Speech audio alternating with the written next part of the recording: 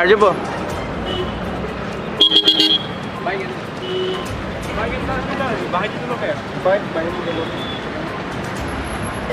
পাব লাগিব বহুত লাগ পাব লাগিব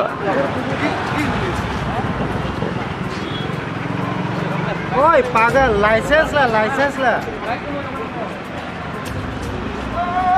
नानू ला दे तो नानू माननीय मुख्यमंत्री श्री हिमंत विश्व शर्मा डांगरिया 1 ডিসেম্বৰৰ পৰা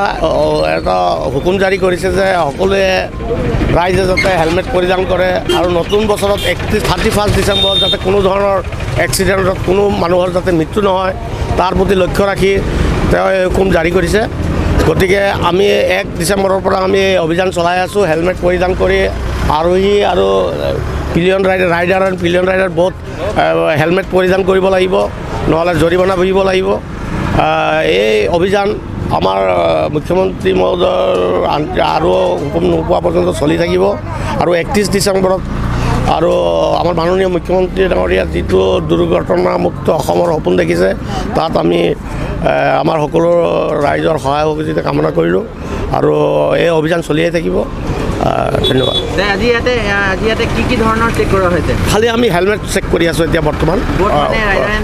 ৰাইডাৰ এণ্ড পিলিয়ন দুইজনৰ কোনোবা ব্যক্তিয়ে যদি হেলমেট নিপিন্ধে তেওঁৰ কিমানকৈ ফাইনটো কৰা যাব তেওঁক 1000 টকা ফাইন হ'ব প্ৰতি 1000 টকা ফাইন হ'ব আৰু 1 তাৰিখৰ পৰা কি কৰিব 1 তাৰিখৰ পৰা এইটোৰ পিছত আৰু এটা হেৰি আহিব অৰ্ডাৰ আহিব তেতিয়া আমি চাম তেওঁ বৰ্তমান 31লৈকে আমাক ৰেণ্ডম চেকিং কৰিব দিছে দিনে ৰাতি আমি পুলিচ প্ৰশাসন আমি ট্ৰান্সপৰ্ট বিভাগ আৰু জিলা সকলো মিলি আমি চেষ্টা কৰি আছোঁ সকলো মানুহৰ ৰাইজে যাতে হেলমেট পৰিধান কৰে তাৰ মই ওখানে এখন গাড়ী যোৱা দেখি পালোঁ যে তেওঁৰ ৰেজিষ্ট্ৰেশ্যন নাই বুলি আপোনালোকে ধৰিলে ৰেজিষ্ট্ৰেশ্যন কমন ফেক্টৰ তাৰ ৰেজিষ্ট্ৰেশ্যন নাথাকিলেতো এইটো জেনেৰেল এক্টতে পৰে কিন্তু বেছিক